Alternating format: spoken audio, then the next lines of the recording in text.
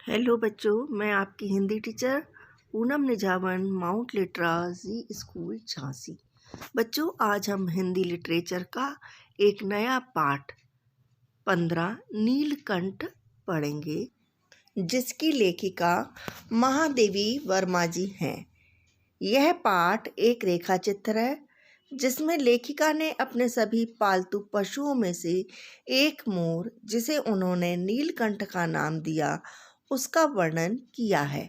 उसके स्वभाव, व्यवहार और चेष्टाओं को विस्तार से बताया है।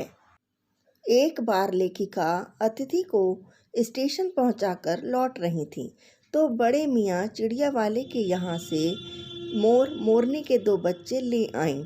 जब वे दोनों पक्षी लेकर घर पहुंची तो सबने कहा कि वे मोर की जगह तीतर ले आई हैं। दुकानदार ने उन्हें ठग लिया है।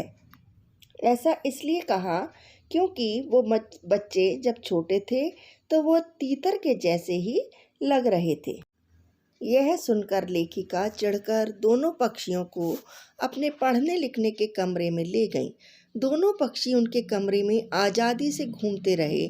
जब वे लेखिका से घुल मिल गए तो वे लेखिका का ध्यान अपनी हरकतों से अपनी ओर खींचते। जब वे थोड़े बड़े हुए तो उसे अन्य पशु पक्षियों के साथ जाली घर में पहुंचा दिया गया। धीरे धीरे दोनों बड़े होने लगे और सुंदर मोर मोरनी में बदल गए। मोर के सिर की कलगी बड़ी और चमकीली हो गई थी, चोंच और तीखी हो गई थी, गर्दन लंबी नीले हरे रंग की थी, पंखों में चमक आने लगी थी। मोरनी का विकास मोर की तरह सौंदर्यमय नहीं था, परंतु मोर की उपयुक्त सहचारिणी थी। मोर की नीली गर्दन के कारण उसका नाम नीलकंठ रखा गया था। मोरनी मोर की छाया थी, इसलिए उसका नाम राधा रखा गया। नीलकंठ लेखिका के चिड़ियाघर का स्वामी बन गया था। जब कोई पक्षी मोर की बात नहीं मानता था तब मोर उसे अपनी चोंच के प्रहार से दंड देता था। एक बार एक सांप ने खरगोश के बच्चे को मुंह में दबा लिया था। नीलकंठ ने उस सांप को अपने चोंच के प्रहार से टुकड़े कर दिए।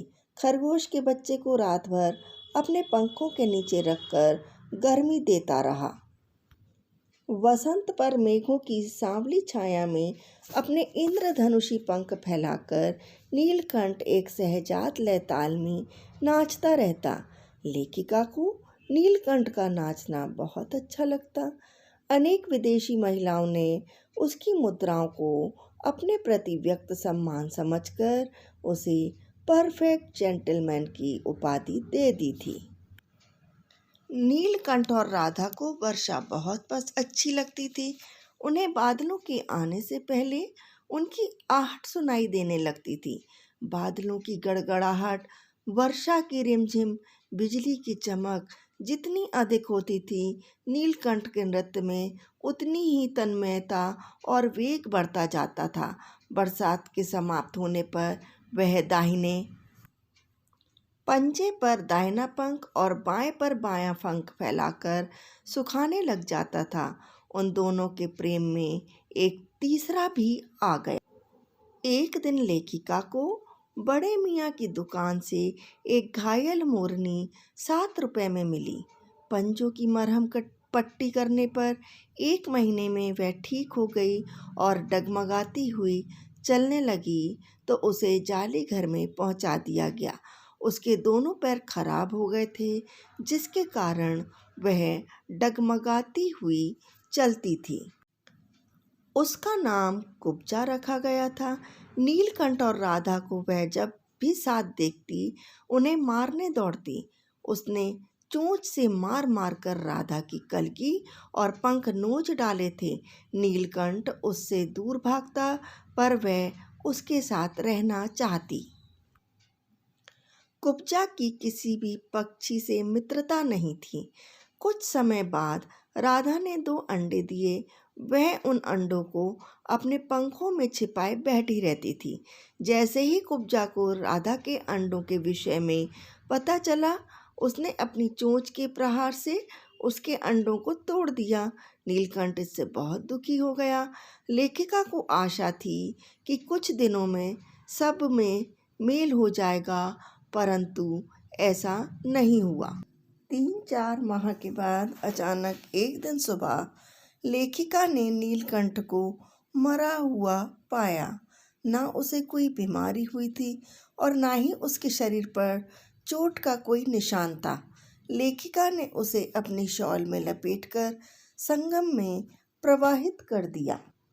नीलकंठ के ना रहने पर राधा कई दिन तक कोने में बैठी रह नीलकंठ का इंतजार करती रही, परंतु कुब्जा ने नीलकंठ के दिखाई ना देने पर उसकी खोज आरंभ कर दी। एक दिन वह लेखिका की अल्सेशियन कुतिया कजली के सामने पड़ गई।